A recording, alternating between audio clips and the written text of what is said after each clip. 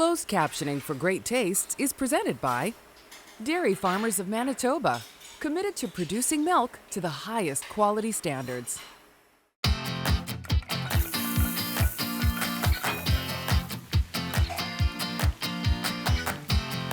Manitoba Liquor Mart presents Great Tastes of Manitoba.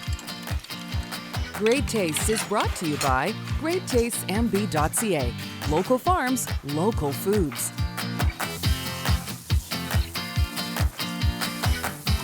Great Taste is sponsored by Manitoba Agriculture.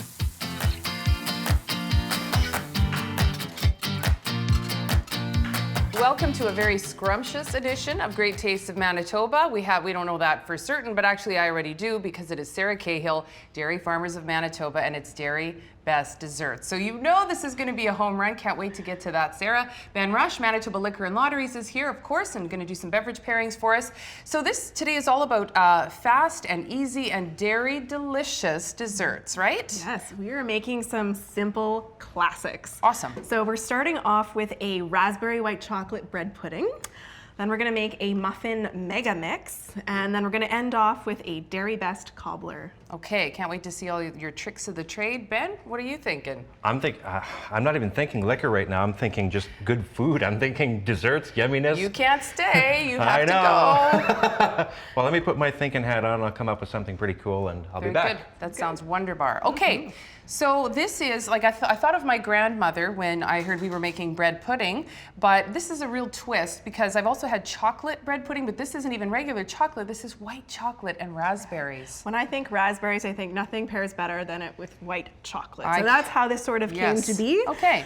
This is just a comfort food, right? So we're starting off with bread, right? And that's what makes this dish so easy, is we're not having to add all the flour and other ingredients that would go into a cake, right? Right. So this is, actually it's a white bread that we're using. Normally I like to use a whole wheat bread when I'm making anything, just to get that fiber in there. Sure. I've actually chosen a white bread that has soluble fiber added to it, just to get a little bit more fiber in there. Now, did you chop this up or did you buy the because I know you can get the pre-cubed bread, right? So you could do either. I chopped this one up, but if you want, you could certainly buy the dried cubed ones. Right. And then what you're going to do is you're going to let everything soak in, and it'll absorb all of the liquid in the eggs, and then it'll be wonderful. Okay. So let's start off with our liquid mix, and we'll get that going, and then Sounds we'll good. get it on our bread so that it can soak it all up. Okay. So we're starting with a few eggs here, and I'll whisk the eggs, and then perhaps you can add the other ingredients. Sure. So Countryside Farms Vita Eggs, of course, another great local product. You see it everywhere. So eggs from right here in Manitoba. And then we've got some Manitoba milk as well, so I'll get you to add that in. Now we're using a 2% milk because that's what I had in my fridge, but you could use any kind of milk you have in your fridge. Now what about cream? Because I feel like I remember my grandmother putting cream in there. That's right. So if you want to make this really decadent, you could use cream. Oh. We're kind of doing a bit of both, so we're going to use milk as well as cream. So I'm actually going to get you to reach over and put some cream in as well. Okay. So this is actually whipping cream, so this is a full cream. You're not messing around today, Sarah. That's right. Anything you have in your fridge, and this is actually a really great way to use up any milk that is getting close to its best before date, because this recipe uses quite a bit of milk. So then you could do your coffee cream and your milk or whatever you want. All of it. That's brilliant. So there's some sugar. Okay. We're going to add that, the whole thing, approximately, And then we've got some vanilla and a pinch of salt. Just for some flavor. Add that all in. Fabulous. Okay, so we've got our nice little milk mixture here. So we're going to pour that on top of our bread.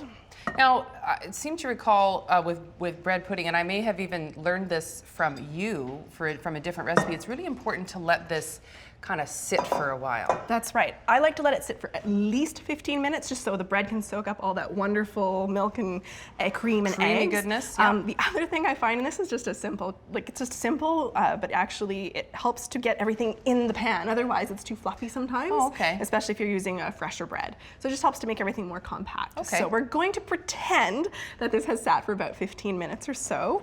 We're gonna mix it all up.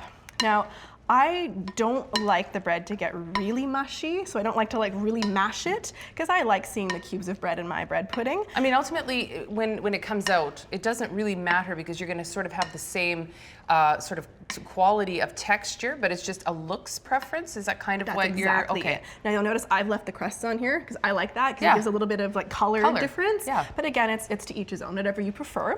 So if this has sat for 15 minutes, then we're gonna add our add-ins. So we've got our white chocolate, so we'll add that in there. I'll mix for you. That would be How about that? fantastic. Okay. Yeah.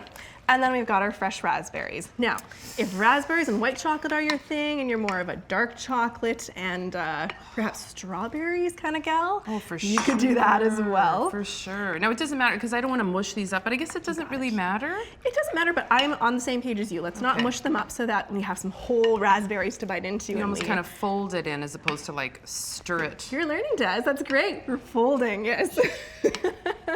So I think that looks perfect. Okay. Okay, so let's put that in our 9x9. So this makes like a nice portion. It's not a whole bunch of dessert, just enough for like a family meal or Yeah. just a few people. Do you want me to scoop or Oh, you got yeah. that? Yeah, I got think it so. all. I'm learning, remember? Yeah.